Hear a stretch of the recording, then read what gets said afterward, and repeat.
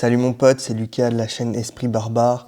Aujourd'hui, on se retrouve pour faire l'analyse de la prépa physique de Sean Strickland. Le problème que j'ai avec lui, c'est que j'ai trouvé aucune vidéo d'entraînement ou quoi, hors des vidéos d'entraînement de combat. J'ai juste trouvé un petit article qui montre un entraînement très basique, un peu plus muscu, bodybuilder. Mais on va quand même l'analyser, voir ce qu'il y a de bon dedans, voir ce qu'il y a de mauvais. Ensuite, on va un peu parler de pourquoi et tout il fait ça. Et à la fin, je vais te montrer une petite vidéo de lui qui fait des sparring et tout, juste pour te parler du coup de son volume de sparring qui fait vraiment partie de son conditionnement. L'article, c'est celui-là, il vient du Times of India, donc super, il parle de plusieurs trucs et nous, on va justement s'intéresser à cette petite partie-là en violet qui parle de son entraînement. Alors, en fait, en gros, de ce que j'ai compris, il a un entraînement un peu bras-épaules, un entraînement jambes et un entraînement dos-pec. On va regarder justement entraînement par entraînement ce qu'il y a. Donc, premier, his arm workout would include hammer curls, bicep curls, overhead press, triceps, push down and push-ups with 2 to 3 sets of each exercise. Ok, donc le premier hammer curl, c'est le curl marteau. Donc ça, c'est un très bon exercice pour le grip et pour isoler un peu les biceps. Pareil pour le biceps curl, mais cette fois, il y a un peu moins de grip qui entre en jeu. Donc c'est deux bons exercices. Moi, je te conseille pas, par contre, de faire un jour spécial bras. Très inutile. Tu as meilleur temps d'avoir un full body ou un upper-lower. Et si tu as des faiblesses au niveau des biceps ou un peu du grip et tout, tu peux rajouter ces exos. Mais ils sont vraiment pas essentiels. Quand tu commences à faire, par exemple, des tractions lourdes, etc., tu auras plus de bénéfices généraux pour ta prépa que faire de l'isolation des biceps. Ensuite, overhead press, donc ça c'est le développé militaire. Ça c'est un exercice que je te recommande d'implémenter dans tes entraînements pour la force de poussée verticale. Oui, force de poussée verticale, donc c'est un très bon exercice justement pour la force des épaules, la force de tes triceps et aussi pour ton gainage. Donc c'est un exercice très complémentaire à ta pratique du sport. Ensuite, triceps push down, donc ça c'est simplement la poulie où tu viens tirer. Donc c'est le même principe que les biceps, c'est un bon exercice, mais il ne sert pas à grand chose si tu n'as pas une vraie faiblesse à ce niveau-là ou si tu dois de temps en temps renforcer cette partie-là. Tu as meilleur temps de faire du développé couché, des pompes, des dips, etc. pour renforcer ton triceps. Et à la fin, des pompes justement. Donc ça, par contre, excellent exercice. Tu peux en faire très souvent. Moi, je te conseille quand même de faire soit des dips, soit du développé couché en lourd, par exemple. Et quand tu fais tes parties plus puissance, là, tu peux implémenter les pompes de manière explosive. Faire par exemple du lourd léger, donc 2-3 séries de bench ou de dips assez lourds. Et après, tu enchaînes tout de suite avec des pompes légères, des pompes claquées, par exemple, des choses comme ça. Ensuite, 2 à 3 sets, donc c'est en général, quand tu vas faire des entraînements plus axés force ou un peu hypertrophie, quand tu en as besoin, tu vas faire 2 à 3 séries qui suffisent. Moi, je te conseille de faire 2 gros exos principaux où tu fais 3 séries et 2 à 3 exos de renfort où tu fais 2 séries. Et par exemple, quand tu vas faire sur de la puissance, etc., là, tu vas partir plutôt, en général, c'est des séries de 5 à 7 à peu près. Enfin, 5 à 7 séries plutôt. Ensuite, pour le bas du corps, donc, il fait similarly, he would have deadlift, weighted squats, extension with machines, and leg presses for the legs. Alors, du coup, le deadlift lourd aussi, excellent exercice pour renforcer toute ta chaîne postérieure. Renforcer ton grip aussi, c'est excellent. Donc ça, c'est vraiment un exo à implémenter. Les squats lourds, weighted squats aussi. C'est un des meilleurs exos pour les jambes, pour la poussée au niveau des jambes. Donc ça, c'est aussi très important de l'implémenter et de faire. Ça peut être des séries très légères, très lourdes, etc. Mais de squatter. Sauf si tu as des longues jambes, très très longues, et que c'est dur pour toi de faire des bons squats, tu peux plutôt remplacer par des fentes. Comme exercice de squat, on va dire, principal. Mais si tu n'as pas de contre-indication, on va dire, génétique, Tu peux faire squat en principal et les fentes en secondaire. Et inversement, si tu as des jambes très longues, fente principale, squat en secondaire.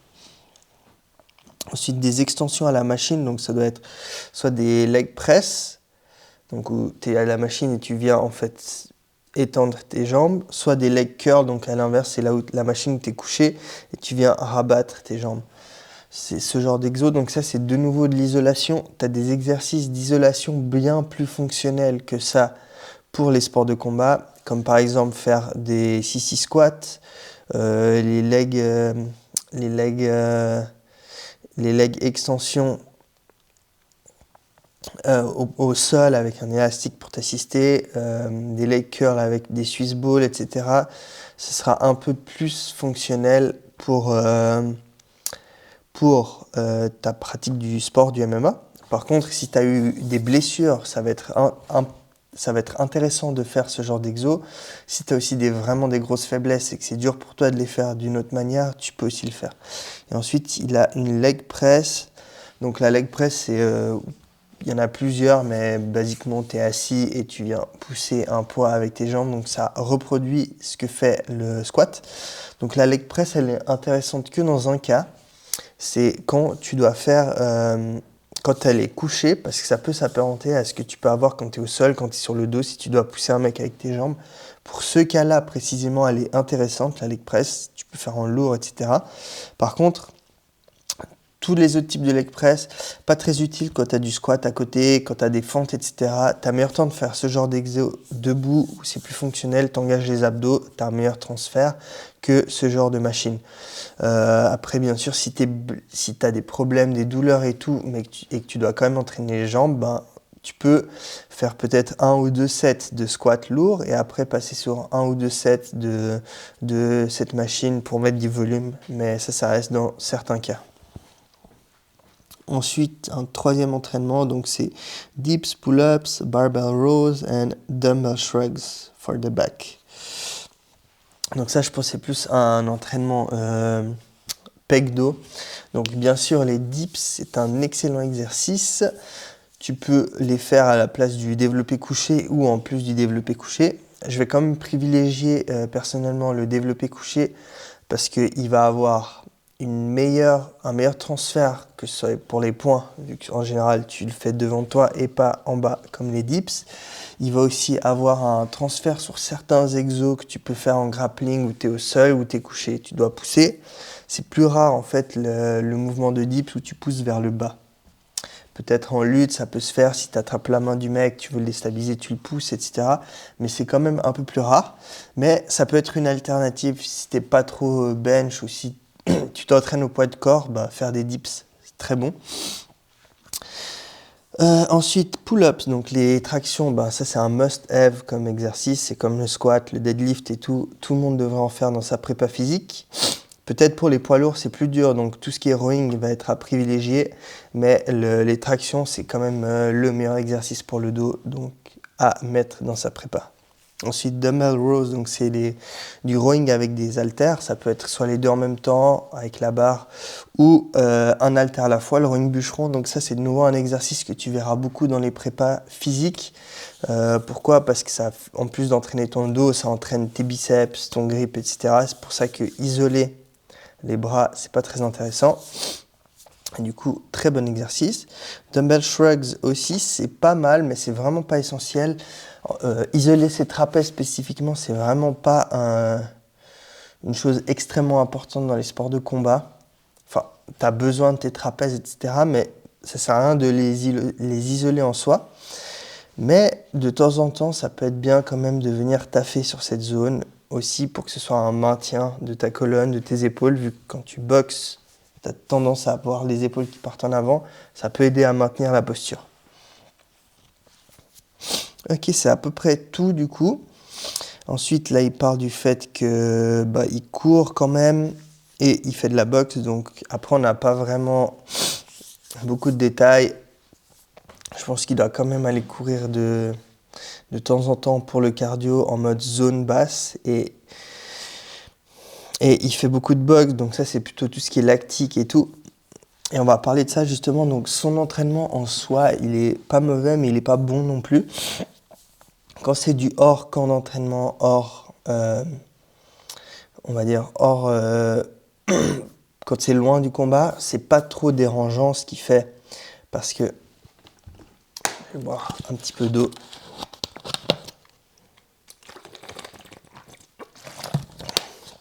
C'est pas trop dérangeant, même si c'est mieux d'entraîner d'une autre façon, de choses plus fonctionnelles quand même. Mais ça dérange pas trop, mais s'il continue de faire la même routine proche du combat, en fait, ça va juste le ralentir. Ce genre d'entraînement, c'est pas des entraînements qui sont faits pour la puissance, c'est plus force, maintien musculaire, etc. Lui, en plus, je trouve qu'il est quand même assez lent. Bon, il est précis et tout, mais je l'ai jamais trouvé très rapide. Donc, c'est possible qu'il fasse pas vraiment d'entraînement de puissance et qu'il fasse juste de la muscu classique. Ça, c'est pas un mauvais entraînement en soi si tu veux juste t'entraîner et avoir un physique en même temps. Mais si tu veux performer, c'est pas ce qu'il y a de mieux à faire. Voilà. Ensuite, je vais te montrer une petite vidéo de lui qui fait un sparring. Et après, on va parler justement du fait que ces sparring font partie de sa prépa physique entièrement.